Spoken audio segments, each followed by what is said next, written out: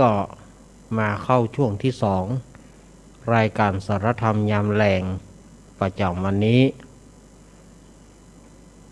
ตะกี้อาตมาเล่าค้างไว้ในนิทานชาวบ้านเรื่องคนเฒ่าเจ้าปัญญาหรือว่าพระราชาผู้ชอบเรื่องขี้จุยังบะจบเตื้อตอนตะกี้อาตมาเท้าความไปหน่อยว่าพระราชาฮื้อคนใดชอบขี้จุมาเล่าเรื่องอย่างฮื้อฟังคนที่แรกคนแรกก็มาบอกว่าโอ้ข้าพระองค์นี่นะมีไม้ยาวเนอะก็เมื่อคืนแกะนอนก็เอาไม้มาไล่เขี่ยเอาฮื้อดาวมันต้อมกันพระราชาบ่ชอบฟังหาว่าเป็นเรื่องขี้จุก็ตัวเก้าชอบก็เลยยับประจัยคนนั้นเคียนแล้วก็ประจัยคนที่สองก็มาเล่าว่าข้าพระเจ้าเนี่ยมีกล้องบูญามีบูญาอันยาวถ้าจะจิกรรมก็คือเอาไปจิกับดวงตะวันปุ่นพระราชาก็รับสั่งให้เคียนคนที่สามก็มาบอกว่าเอาตะคืนนี่นะไฟหอนฟ้องฟ้าแตกแยกออกจากกันข้าพระเจ้าก็เลยไปเอาเข็มมายิบเพื่อเป็นเด็กเพื่อเป็นดิบเป็นดีพระราชาก็สั่งเคียนว่าเป็นเรื่องขี้จุคนที่สี่ก็มาเล่าว่างัวของข้าพระเจ้าเนี่ยโอดกินหญ้าลืนรถได้แถมกันกินหญ้าตึงลำรถนั่นไปพอได้ลืนรถเข้าแถมกันหนึ่งแถมคนหนึ่งก็บอกว่าข้าพระเจ้าเนี่ยซื้อเป็ดตูนมาตวงกำลังจะเอามากินมันบินหนีก้อยแถมคนหนึ่งก็บอกว่าข้าพเจ้าเป็นคนเล่ร่อนในทะเลทรายปดโถเข้าเหือออกกลายเป็นน้ำทะเลทรายคนที่มาเล่าพระราชาสั่งโบยกุคนนะแล้วก็ไล่ไปในข้างนั้นก็มีคนเฒ่าคนหนึ่งจูงลาเข้าไปในวังที่บนหลังลานะมีลังไม้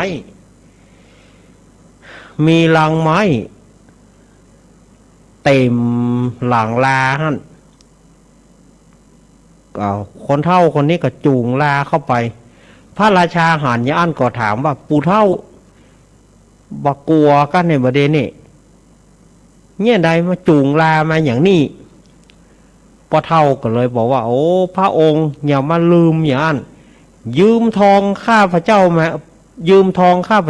าแล้วยังบ่ใส่เตื้อ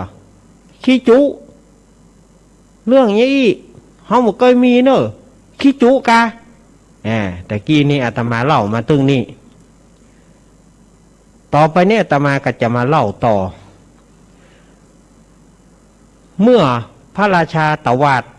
ว่าเป็นเรื่องขี้จุเป็นเรื่องเลวไหลพ่อเฒ่าคนนี้ก็บอกว่าอ้าวข้าพระเจ้าเนี่ยโกหกเด็ดแม่นก่อโกหกถูกผ้าหรือไทยแม่นก่อถูกมากก็ว่ามาดีๆถ้าจะอ่านข้าพระเจ้าขอเมืองเนี่ยขอราชสมบัติขอตึงบ้านตึงเมืองขอราชสมบัติตึงมดเพื่อแก่ข้าพเจ้าเพราะว่าข้าพเจ้าโกหกเรื่องเด็ดเอาแม่นี่หรอที่นี่พระราชาเนี่ยเกิดกลัวเสียเมืองขึ้นไหมกลัวเสียราชสมบัติกลัวเสียบ้านเสียเมืองคือกับปู่เฒ่านี่ก็เลยออกตัวว่าแต่กับปู่เฒ่าข้าก็ลืมไปรู้ ข้ายืมทองของเจ้าเมื่อแล้วเนี่ยย่อมบ่ได้เอามาฮื้อย่อมบ่ได้เอาฮื้อเจ้าเตื้อเมื่อพระองค์กึดได้อย่างอ่านก็ดีแล้วเหรอเอาคืนมาแล้วจะต้องเอาทองก้อนเนี่ยใส่ให้เต็มหลังลานี่เนอะ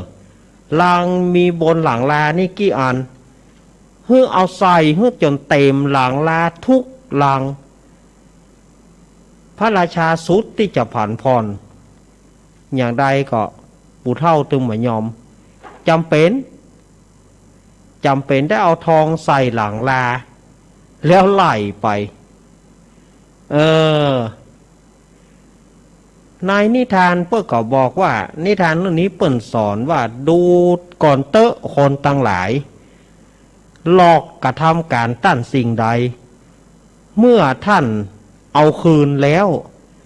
เมื่อท่านหูแก้วแล้ว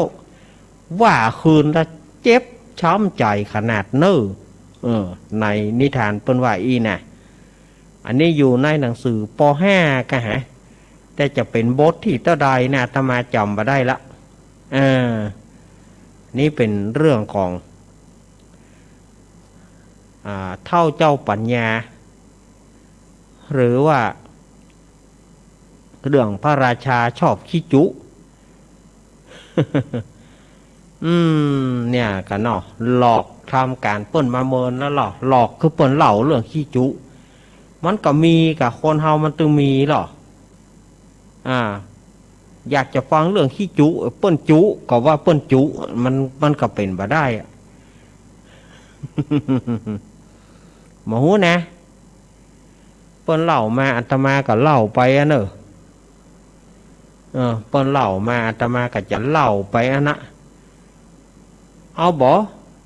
เดี๋ยวอาตมาจะวางสายเนอะอาตมาจะวางสายเฮือศรัทธาญาติโยมได้ได้จ่ากัน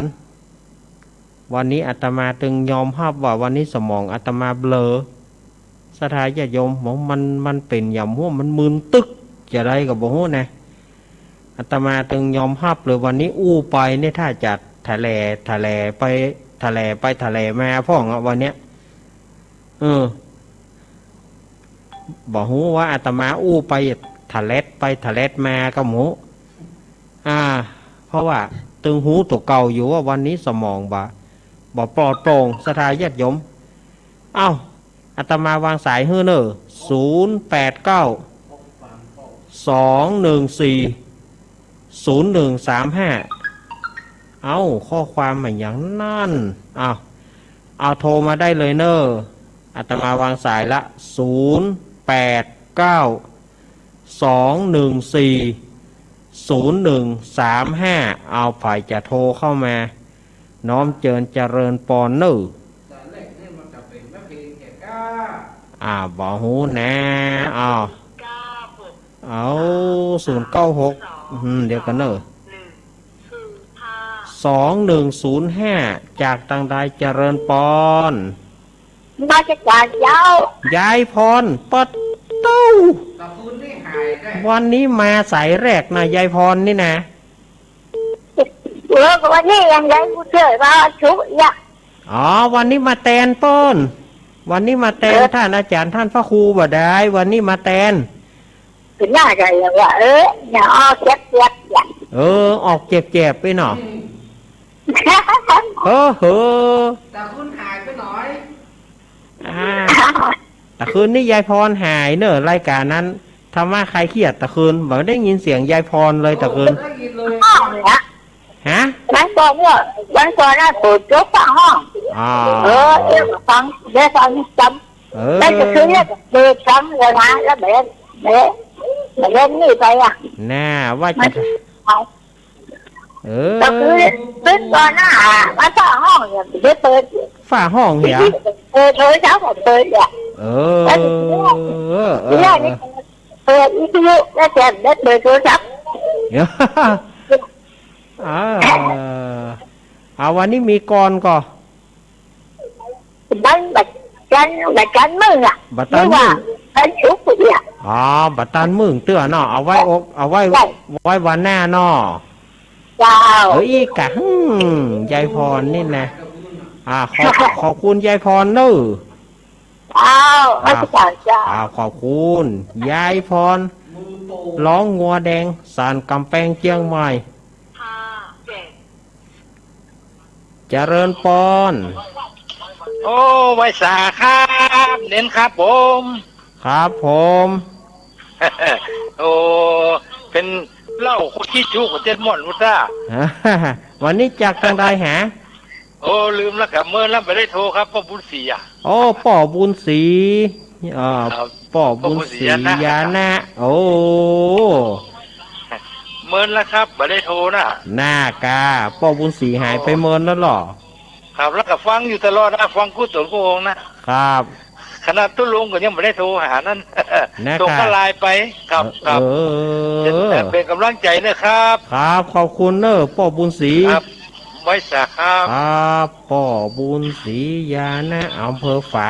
งมาแล้วหนึ่งสันกำแพงมาหนึ่งอันนี้แม่เพนมาแล้วเนอะหญิงไทยหัวใจเพชรมาแล้วเจริญพรมาแล้วเนอะหญิงไทยหัวใจเพชรมาแล้วชัดเจนแล้วเน้นเนอชัดเจนเนาะทั้งเกียรแล้วเน้นเนอเอาขอบคุณเนอะเจ้าเชียร์ไปต่างวันเด้อเจ้าขอบคุณนักๆเป็นกำลังใจเดินทางเขาปลอดภัยเด้อเน้นสาธุเจนจีไม่ไหนเหรอมีเนี่ยกะครับเดี๋ยวเด้อครับว่าจ่าเดินเน้นเด้อครับขอบคุณแม่เพนเนอร์ขอบคุณเนอร์มาแล้วหญิงไทยหัวใจเพชรเนี่ยมาแล้ว6919จากตังใดหาเจริญปอนเจ้าแต่พระจ่าเจ้าเน้นแม่สุแก้วศิลปพรเด้อโอ้เน็ตแต่ละวันนี้มันอากาศวันนี้มันเล็ดขนาดน่าจะเป็นเบอร์เนี่ยอากาศมันร้อนแน่โอ้มันร้อนจ่อยมันวิดวอดน่ะวิดวอดถ้าว่าบ่มีใจฮักเนี่ยโน่ล่ะนิทานได้ดีจริงๆเลยเด้อขอบคุณนักเลยโอ้พอดีแล้วเด้อเน้นครับเจ้ากำลังจ่อยเด้อครับเจ้าอากาศมันร้อนเกินเจ้าเดี๋ยวว่าจ่อยอย่าไปร้อนเด้อขอบคุณเจ้าสาธุเจ้าขอบคุณแม่สุกเกี้ยวเนอะแม่สุกเกี้ยวเจริญปอนพัฒการครับอาจารย์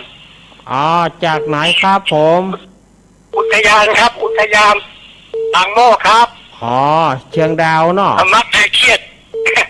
ธรรมะใครเครียดนมัสการครับเป็นไงเครียดมากแล้วเหรอไม่ได้เครียดครับแต่ว่าวันนี้มันสมองมันรู้สึกเบลอๆหน่อยวันนี้เอาไม่เป็นไรเดี๋ยวหายเพราะมันร้อนจัดครับผมนมัสการครับนมัสการเหมือนกันครับอำเภอเชียงดาวเนี่ยสวนอุทยานอุทยานโอ้ดิพ่อคุณเจ้าไม่ได้วางสายให้ผมมาได้เลย089 214 0135 997เจริญปอนครับผมเงินเหล้าเยอะไม่หย่อนเวลาเหล้าตกพันวอครับว่าเงินเหล้าเป็นหย่อนนี่แต่ทำโกหกครับท่านที่ย่ำได้ฟังนะครับเนี่ยเรื่องของความขี้จุนี่นะครับจากทางใดจะไม่มาหนองบัวฝางครับหนองบัวครับหนองบัวข่าวเหรอครับกะครับเงินเจไหนครับเงินเจไหนครับมีเนี่ยกับเจมีนี่ครับเดียวนะครับมีนี่อันนี้ชื่อป่อเนี่ยครับของงานเงินเราไปอยู่กับวิทยุนานๆนะครับ ขอบคุณเนออันนี้ชื่อป่ออย่างครับขอบครับสวัสดีครับครับชื่อป่ออย่างป้อขาวครับป้อขาวไว้เนาะจื่อป้อขาวขอบคุณเนอป้อขาวเนอครับว่าจะเป็นเลยฮะครับว่าจะเป็นนะครับเออขอบคุณป้อขาวเนอครับขอบคุณเนอนี่กับเปิ้นมาจากอำเภอฝางมาแล้วนะมอหายไปไหนพวกเนอมอนะเจริญปอโอ้ไหวสาทุกปีให้ความเคารพนับถืออันสูงสุดในชีวิตโอ้น้องบิวมาแล้วเนาะขับไหวสาบารมีธรรมทุกปีสามเณรรักเนออันสูงสุดในชีวิตของผมเนอโอ้โหมาให้บดีก็เอากันเนาะจะไปโอ้บ่เป็นอย่างครับบ่เป็นอย่างเขาคือกำลังใจกันเนาะทุกปีเนาะกำลังใจครับจะได้ขอคือกำลังใจทุกปีเนอสุขภาพแข็งแรงปราศจากโรคภัยไข้เจ็บโควิด19เนอครับดาวไฟสาครับทุกปีครับคือกำลังใจครับสาธุน้องเบี้ยวมาแล้วนักร้องนักข่าวเมื่อเจ้านี่ถ้าจะใจฮ้อนไปหน่อยเนอะเมื่อเจ้านี่แน่เดี๋ยวกันเนอะเมื่อเจ้านี่ว่าสถานีเปิ่นวันนี้มันคัดข้องทางด้านอินเทอร์เน็ตของขืนเฮานี่นะของเฮานี่นะของท่านบิ๊กบอสเท่านี้นะมาคัดข้องหน่อยแล้วก็เลยอันอย่างนี้หน่อยเนอะเจริญปอนภาษาลุงเอ็นพันเอ็นรับป่อบุญมี วันนี้คิดจะเชี่ยกะวันนี้มันสมองมันบักให้ทำงานวันเนี้ยพี่อาจารย์มันยังว่ามันมีเจ้าอะไรขึ้นในรักแต่ครับมันมีเป็นว่ามันน่าทานเนาะมันมืดมันตื้อไปหอกวันนี้นะมันจะได้กับบอกนะแม่ก็มีครับครับผมนี่เจ๊ครับมียาอย่างคือในล็อกหายเบอร์หน่อยฮะมีจะไปเรียนในล็อกเนี่ยเจ๊เมี่ยงส้มเมี่ยงเหี่ยวอมเน้นจะก่อนม่อนเนาะครับเป็นข้าแคบอ่อนท่าจริงข้าแคบรู้ข้าแคบรู้ว่ารับจริงเต็มบ้านเต็มยังมาเดียวอ่อนของหูจักหมูจักกันละหมูจักละเลยอยู่บ้านผ่านบ้านมาไม่วันเข้าประตูเลยเรียกว่าเขาก็ตึงบะจ้างจะไปบ้านเปิ่นบะเดียวนั่นแหละแจ้งจะบ้านเนี่ยไปบ้านเปิ่นบ้านเฮาวันไปบ้านเปิ่นของเปิ่นหายเพื่อก็จะโตเฮาตะกอนบอกว่ากันล่ะตะกอนนี่ขึ้นเฮือนกับปุ้นน่ะโพดจานเรียบปุ้นน่ะตอนกับหัวมีเนาะขอบหัวก็ตึงมามีครับฟังชัดเจนในท่านในรับเด้อขอบคุณป้าบุญมีขอบคุณป้าบุญมีเป็นกำลังใจครับเจโดยเด้อเจขอบคุณตาไว้สาขอบคุณป้าบุญมีบ้านเมืองกลางเขาแล้วเขาไปอุทยานเขาก็บ่ได้ไปสักกรรมแต่แม่พลอยจะไม่สายเจ้าทอยจันนี่ล่ะมาแล้วเนอะแม่พลอยแม่พลอยฟังอยู่นะฟังอยู่เนาะวันนี้สิถ้าจันนี่รักมาให้สบายเนาะวันนี้บอกให้สบายได้ไงวันนี้สิให้สบายก็ได้ว่าไปถ้ามาให้สบายแบบนี้มันจะมึนๆอย่างเงี้ยหน้ากากมันจะมึนสมองมาให้โป่งบอกให้โป่งนะวันนี้บอกยอมภาพเลยตึงยอมภาพว่ามันบอกให้โป่งวันนี้อู้ไปจะหินอกเรื่องไปติ๊กๆแต่ก็ผ่านไปได้แต่ก็ผ่านไปได้อยู่นะแต่ก็ผ่านไปได้สติเขาก็เอากับสติคืนมากะสติให้ฟังตั้งแต่เปิดรายการเลยเจ้าสติคืนมานะมันก็รู้สึกว่ามันก็กลัวว่ามันจะไปตังหน้าบ่ได้เป็นอย่างเจ้าถ้าอย่าในรัก ก็คอยให้กำลังใจแม่ขอบคุณแม่พลอยเนอร์ขอบคุณเนอร์สวัสดีครับน้องเจเจขอบคุณแม่พลอยแม่พลอยครับบ้านสีถ้อยอำเภอฝางโอ้วันนี้ฝางมานักเนอร์วันนี้นะฝางมานักเนอร์พ่อน้อยบุญป่อนมีไหน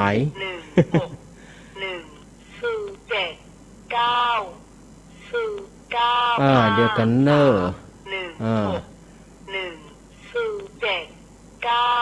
079จากตังใดเจริญปอนเงินหลักเจ้าว่าจะได้หาเดี๋ยวแม่โอนจังให้ซอซับไป100 บาทนะเจ้าอันนี้แม่ถ้าได้ติดต่อหลังไมค์เอาเนอะแม่เดี๋ยวแม่อู้หลังไมค์เอาเนาะเดี๋ยวนี้ครับเดี๋ยวนี้อยู่กะจัดอยู่กะเจ้าเดี๋ยวถ้าได้แม่ก้อยอู้หลังไมค์เอาเนาะ5 โมงเนอะเดี๋ยว5 โมงแม่โทรมาหมกำเนอะเจ้าขอบคุณอันเรื่องนี้อาตมาครับเรื่องนี้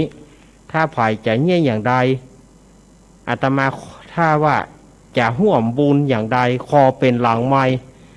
หน้าไม้อาตมาบ่ฮับหน้าไม้อาตมาคอก่อน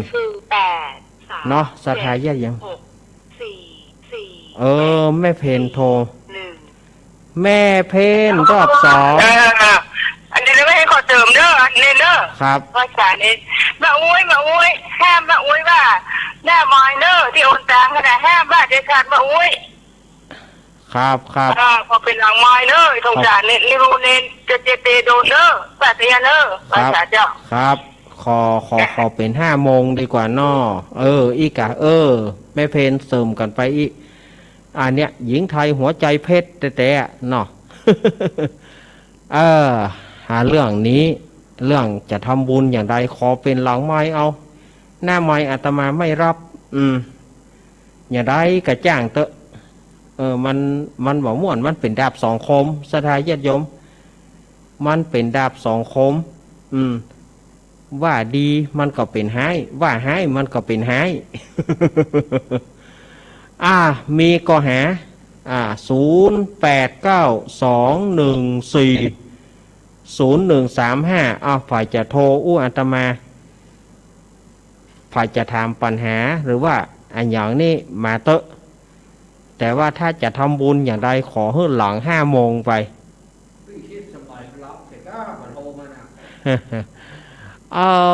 ตะคืนนี้ก็โยมพรป่าเศร้าหนอตะคืนนี่ก็ไ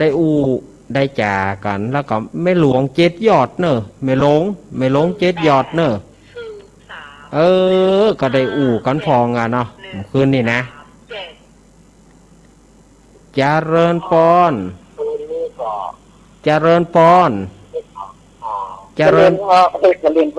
ไหว้พระเจ้าลุงเม้งจากทางใดแม่จันนวลบ้านเวียงเจ้าแม่จันนวลกันทมูลแม่จันนวลกันใจเนอร์ลุงเม้งเนอร์สู้เนอร์สู้เนาะแม่จันนวลขอบคุณแม่จันนวลเนอร์ครับขอบคุณแม่จันนวลกันทมูล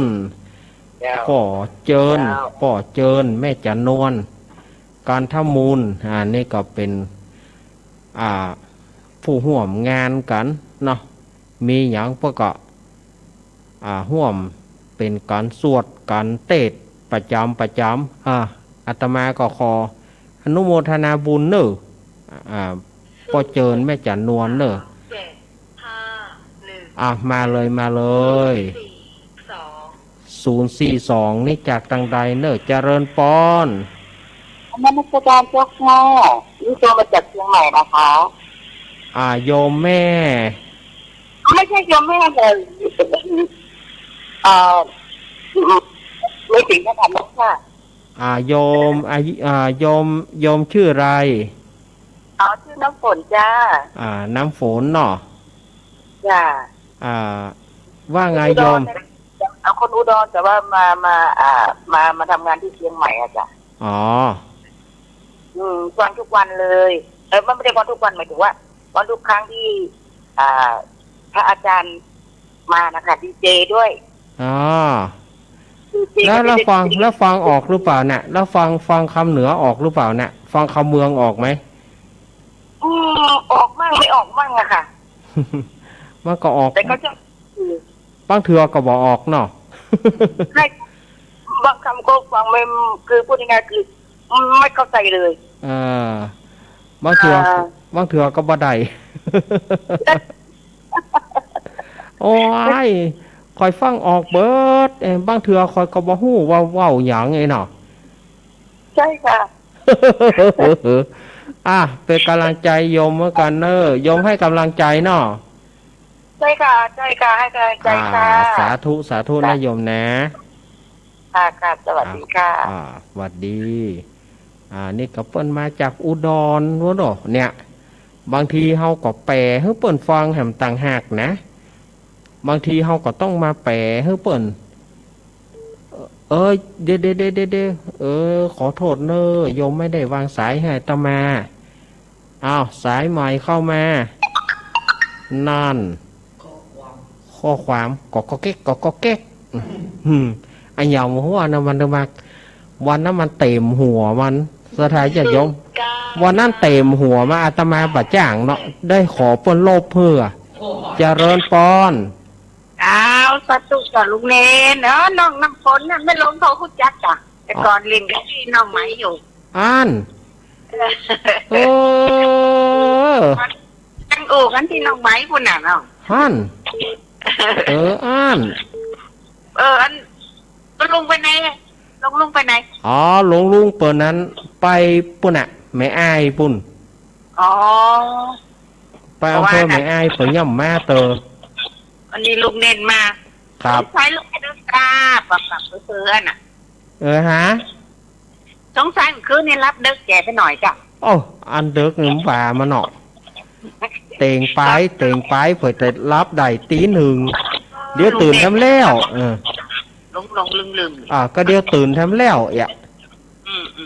ตื่นมาวัดดีเจเนาะไม่ลงเนาะใจเย็นครับขอบคุณเนอะใจยังต่ออยู่เนาะขอบคุณเนอะไม่ลงเนอะสาธุไม่ลง7 ยอดศรัทธาของท่านอาจารย์ทวัชจักรวโรเจริญปอนมาจัดการค่ะนั่นเองแม่โยมแม่กันดาเนาะจ้าแม่โทรมาให้กำลังใจนะอย่าเพิ่งหมดกำลังใจนะเหนื่อยครับมาจัดการค่ะขอบคุณเนอะเป็นกำลังใจให้นะคะสาธุเนอะโยมแม่กันดาจ้าจะหางดงจ้ะหางดงจ้าเป็นผู้อุปการะน้องเบี้ยวนะผู้อุปการะน้องเบี้ยวยินดีเนอะแม่กันดาเนอะเปิ้นเป็นผู้อุปการะส่งข้าวส่งน้ำทำอาหารไปส่งให้น้องเบี้ยวเนี่ยมีแม่กันดานี่ก็หางดงหางดงก็มีแล้วเจียงใหม่ก็มีแล้วมาโพสเผียวอุดรปุ่นนั่นวันนี้ก็ม่วนอกม่วนใจเนอะสถาญาติโยมสถาญาติโยมได้มาโทรศัพท์มาให้กำลังใจมีอยู่ก็หา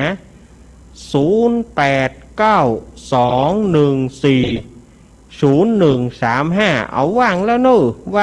ะมีก็มีบอมีก็โทรนำกันแน่มีหยังก็มาเว้านำกันเนาะจะลวดเป็นลาวเนาะลวดเป็นลาวไปเลยกะอันนี้น้องเบี้ยวรอบ2น้องเบี้ยวรอบ2ครับตัวพี่เนาะครับฟังอยู่เพื่อกำลังใจรอบ2 ครับไว้สาครับน้องเบี้ยวมารอบสองนี่นักร้องนักข่าวนี่ นักร้องนักข่าวน้องเบี้ยวเขานี่แต่คืนนี้บ่ได้ฟังไอ้หล่ะรับไปเหียไอ้หล่ะแต่คืนนี้นะแต่คืนก่อนนี่ฟังกะแต่คืนนี้เผลอรับไปเพื่อสะดุ้งตื่นมารายการจบหมด บอกว่ากันเนาะมันกอมรับก็รับไปเลยแต่ถ้าไปกังวลในอย่างละสถาญาติโยมไม่ต้องกังวลอะไรละมีก็สายว่างแล้วเนอะ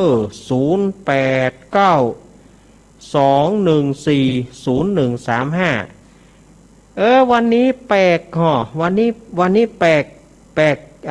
ไม่พรป่าเศร้ากูเตือนนี่จะติดยายพรมาวันนี้หายไปไหนฮูเนอร์ไม่พรป่าเศร้านี่นะก็ว่าเปิ้นที่ไหนก็เปิ้นบอกว่างานขาวดำมีตั้งหลับปูนนี่เอกาตะคืนนี่เปิ้นปล่อยกำแล้ววันนี้บอกหวนเนอฝ่ายจะโทรเข้ามาว่างแล้ว0892140135มีโทรเข้ามาเนอสถาญาติโยมสาธุชนคนดีเฮาที่ฝ่ายจะโทรเข้ามาหาอาตมาหลวงพ่อมานิดก็หายวันนี้ หลวงพ่อมานิดก็หายหลวงพ่อนิพนธ์ก็หาย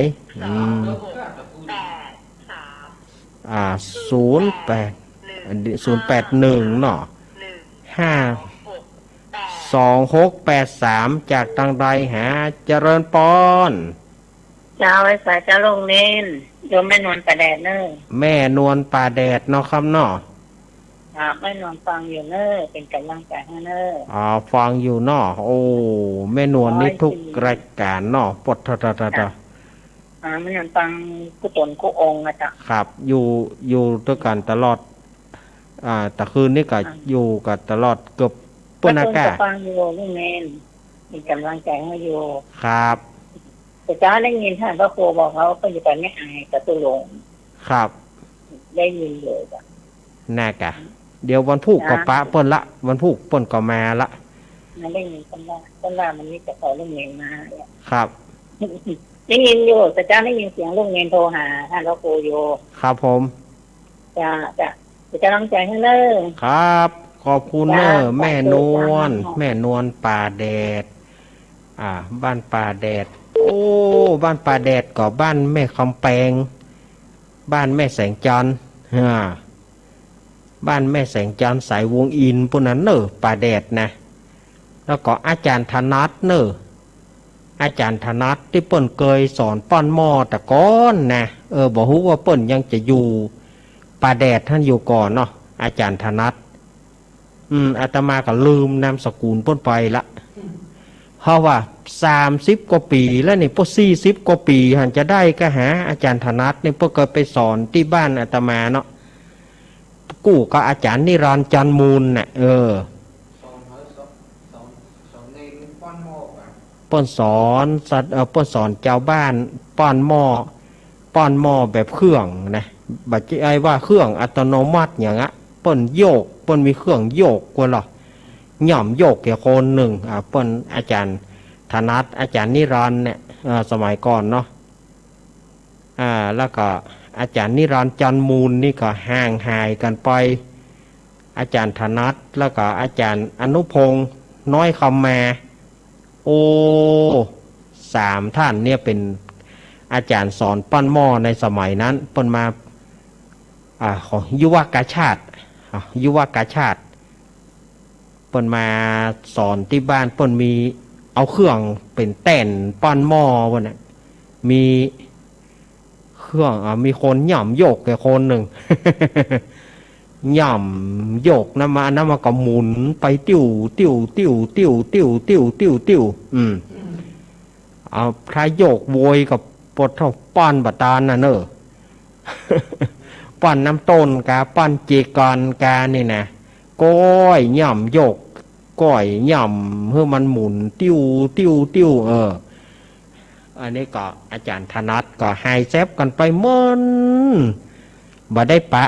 ได้เป็นปุณกะหา40 ปีให้อย่าได้ละก้าถึงอาจารย์นิรันดร์จันทร์มูลอาจารย์อนุพงศ์น้อยคำไหม83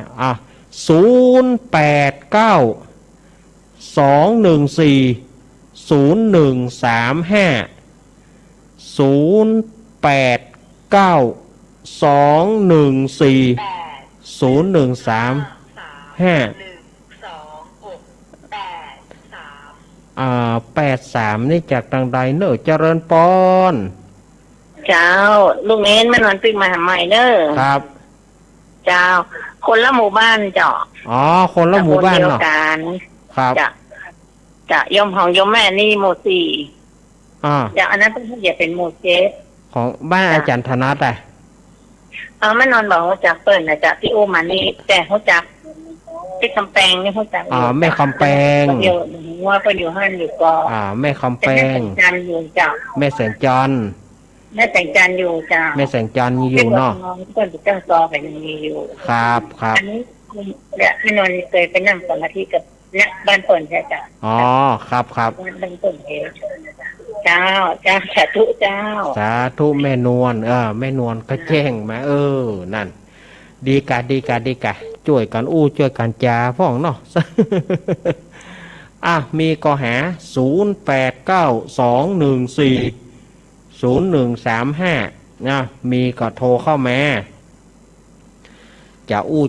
จะถามปัญหาก็ได้เนอะวันนี้นะบ่ใช่มันแก้มืนตึกของอาตมากำหนึ่งเตื้อจะได้แก้ปัญหากับญาติโยมอาตมาก็จะหายมึนด้วยกันวันนี้รู้สึกว่าสมองบ่ทำงานได้กับวันนี้นะ22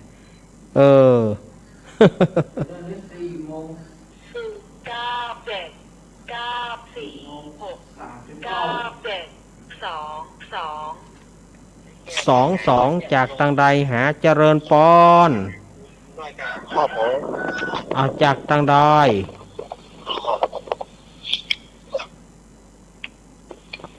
ถามปัญหาเนาะ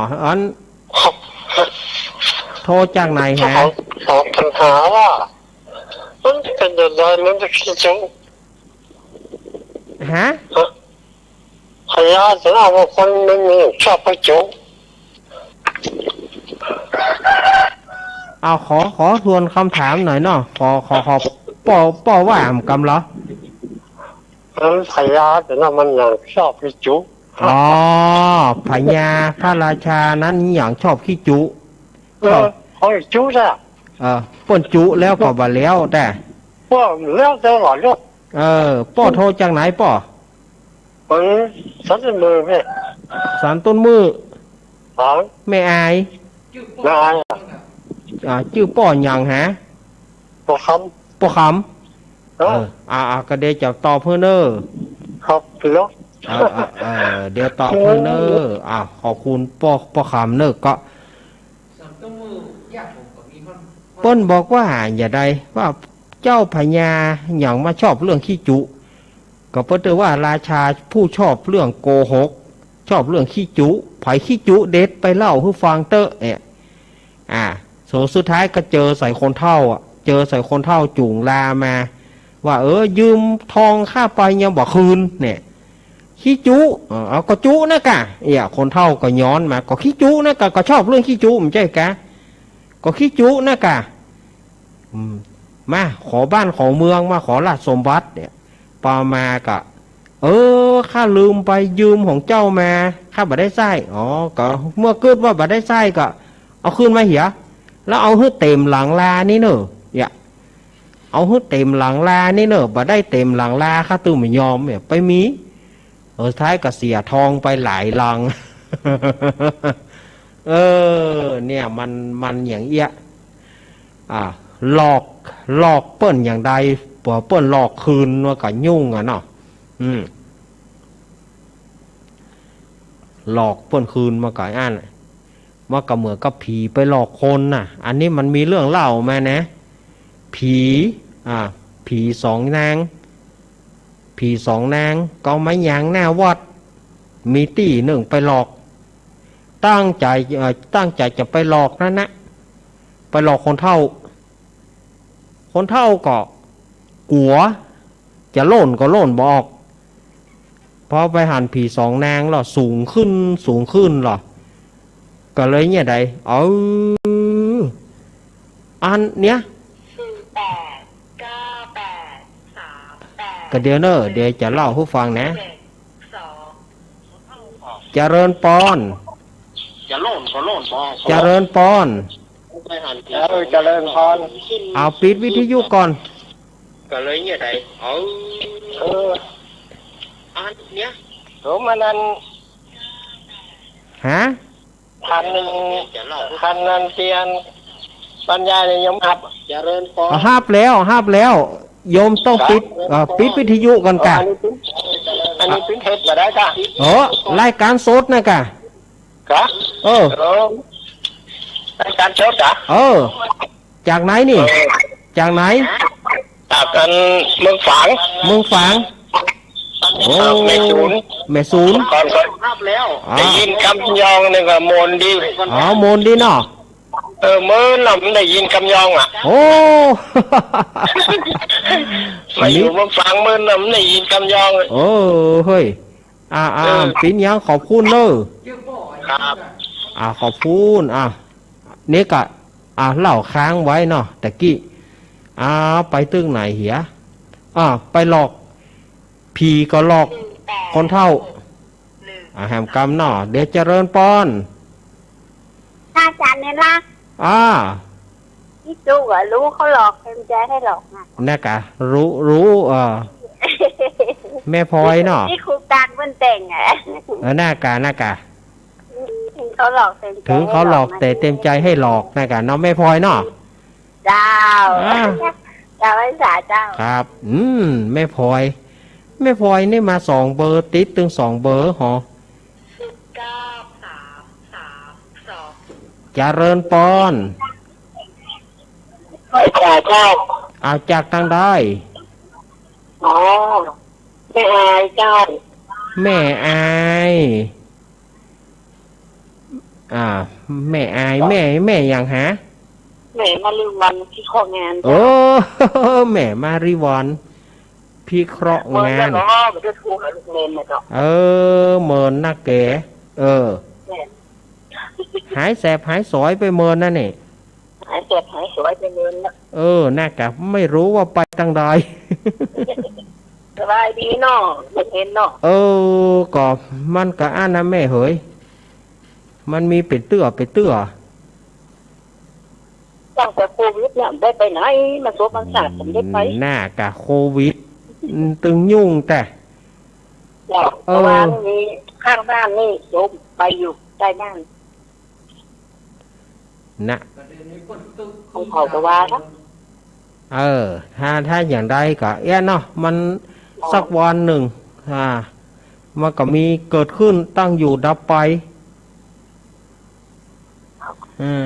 ฟังทุกเรื่องตลอดเลยเจ้าขอบคุณเนอะขอบคุณแม่มาริวันพี่เคราะห์งานนี่กับแม่อาย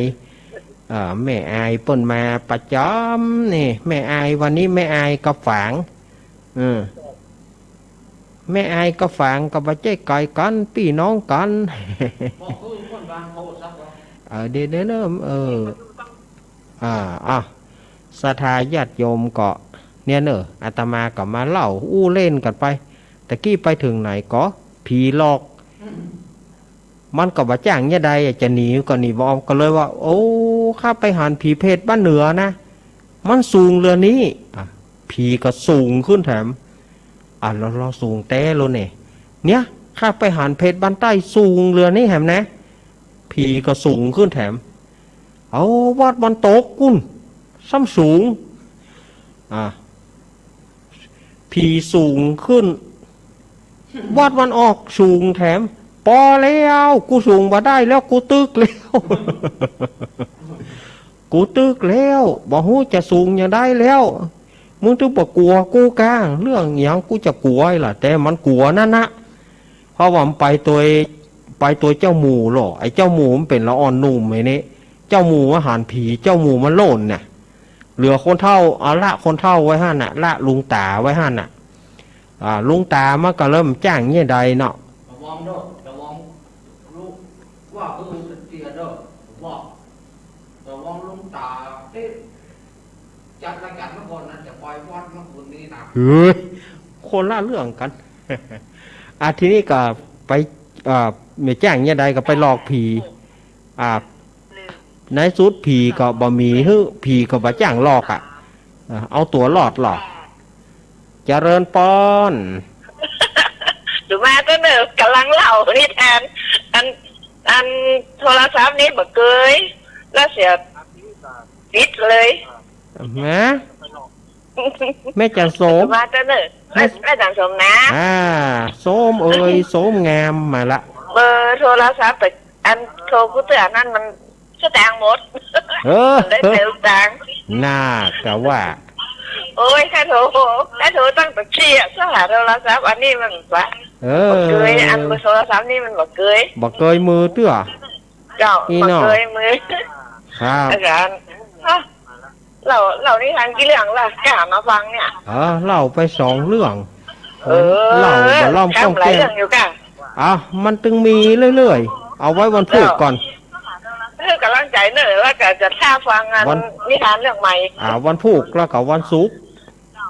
เจ้าวันการแล้วก็วันศุกร์วันการนี่มันบางทีวันการนี่ส่วนมากจะเอาเวลาไปสวดมนต์วันการนี่จะเอาเวลาไปสวดมนต์เห็นนักวันการไม่โทรเดี๋ยวนี้ดีละเมื่อคืนโทรตึมติดขอบคุณเนอะแม่ขอบคุณแม่สมเนอะกำลังใจนะเจ้าน้ำมันประกาศเจ้าขอบคุณ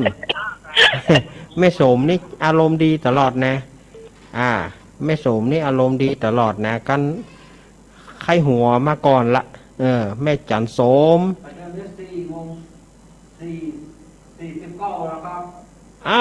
จะได้แหมสัก2-3 สายสดายญาติโยมใครจะโทรเข้ามาตอนนี้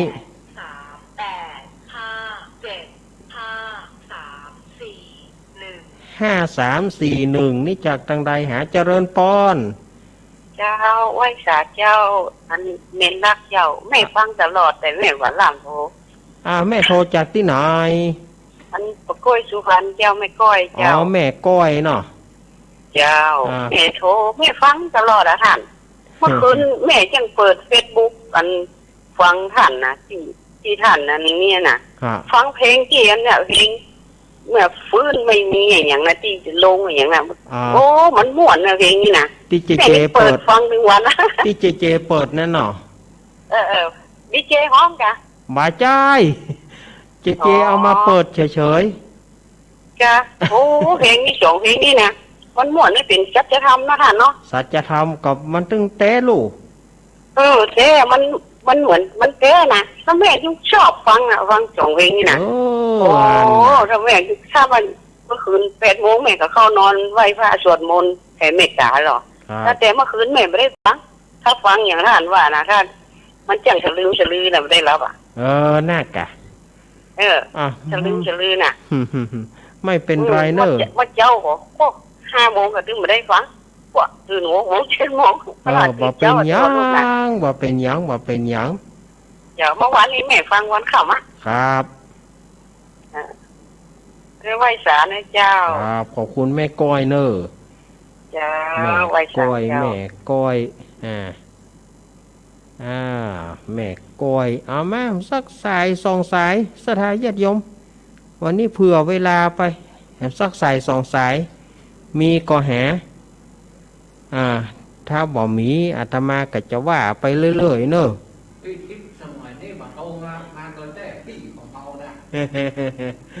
อันนี้ถ้าจะว่าตานเพราะว่าเปิ้นก็คงคิดว่าวันนี้เฮาบ่ออกเหมือนเฮาบ่โตดเปิ้นวันเนี้ยเจริญปอนข้าพเจ้าล้างผ้านี่ต้องส่วนเองค่ะหนูจะถามว่า หนูเคยเจอนะมีพระองค์หนึ่งอ่ะหนูไปที่ตลาดธานีเนาะท่านจะบิณฑบาตอ่ะทีนี้หนูเห็นจีวรท่านเสียบหมดอ่ะไม่รู้ใครทำก็ไม่รู้แต่ท่านก็ยังยืนอยู่ตรงนั้นนะก็หนูก็ไม่รู้ทำยังไงหนูก็ใส่บาตรเพื่อนเนาะเขาเรียกอะไรนะใส่เงินให้เพื่อนอะไรอย่างเงี้ยให้ท่านน่ะแต่เพื่อนก็บอกไปไหนนะเพื่อนก็ยืนอยู่นั่นน่ะหนูก็มองใครสาดน้ำแล้วมันหนูมานั่งคิดเป็นพระจริงพระปลอมค่ะอ้าวอันนี้เราทำบุญไปแล้วนะโยมนะเราทำบุญไปแล้วเราก็ไม่ต้องค้นหาหรอกว่าใช่ค่ะหนูเข้าใจค่ะแต่ว่าหนูอยากรู้ว่าคือจีวรท่านเปียกหมดจีวรท่านเปียกหมดเลยเนาะใช่ค่ะใช่ก็เดี๋ยวตอบให้นะมีมันเหมือนแบบมีคนจากท่านอะไรประมาณนี้แต่ท่านก็แบบไม่เดินออกไปไหนเลยประมาณนี้นะก็เลยอยากเป็นพระปลอมหรือเปล่าอะไรประมาณนี้อันนี้เดี๋ยวบอกให้นออันนี้ก็แล้วแต่อยู่ในความพิจารณญาณเนาะอาตมาก็ไม่อาจที่จะบอกได้เพราะว่าอาตมาไม่อยากจะพูดหน้าไมค์เนาะว่าข้อเท็จจริงเป็นยังไงเนี่ยอาตมาก็ขอว่าเราทำบุญไปแล้วก็ขอให้เราชื่นใจในบุญก็แล้วกันแต่ท่านจะเป็นยังไงนั้นทักทายเจไปเนอทักทายเจเนาะน้องเบี้ยวมารอบ3ตะเกียนบัดได้ยันทักทายเจสักกับเดี๋ยวเจน้อยใจละขอบคุณเจ้าหมู่เดียวกันเนาะโอ้เจ้าหมู่เดียวกันแล้วถ้าโจ้เขามาช่วยเหลือมาทักทายด้วยมาช่วยเหลือมันละอย่าทักทายเจด้วยนะครับกำลังใจเจมันแข็งแรงเนอะครับไว้จ้าครับสวัสดีครับอันนี้ก็ถ้าญาติโยมเราได้ทำบุญก็พอแต่ว่าส่วนมากว่าท่านจะเป็นปลอมหรือเป็นจริงอาตมาก็ฟันธงไม่ได้นะอาตมาก็ฟันธงไม่ได้เอาอย่างนี้ดีกว่าเนาะเราทำบุญเราสุขใจดีกว่าเนาะโยมเนาะเอาแล้วหมดเวลาของอาตมาแล้วอันนี้หมดแต่เนอะอาตมาต้องนำรายการอำลาศรัทธาญาติโยมไปก่อนวันพรุ่งนี้ไผ่ที่จะฟังสวดมนต์ไผ่จะท่าเอาน้ำมนต์พรุ่งนี้2 ทุ่มโดยประมาณอาตมาก็จะมาสวดมนต์แล้วก็ท่านที่จะเอาน้ำมนต์ไผ่ที่จะมัดมือมาไล่โควิดวันพรุ่งเนอะวันพรุ่งนี้ก็คือเวลาเดิม2 ทุ่มแต่ว่าภาคกลางวันก็คงเป็นวันศุกร์กันเนาะหมูว่าอาตมาจะอย่างใดเนาะขอเฮ้วันนี้อาตมามาเป็นมวยแตนฝนบริหารเวลาจับเบะพอดีขออำลาศรัทธาญาติโยมไปก่อนเอาไว้โอกาสหน้าฟ้าใหม่วันพรุ่งนี้ก็มาปะกันแต่ใหม่แล้วก็วันศุกร์พวกเนอศรัทธาญาติโยมอยู่ดีกินหวานต้านต้อมเหมือนกันจุปูจุโคนเนอ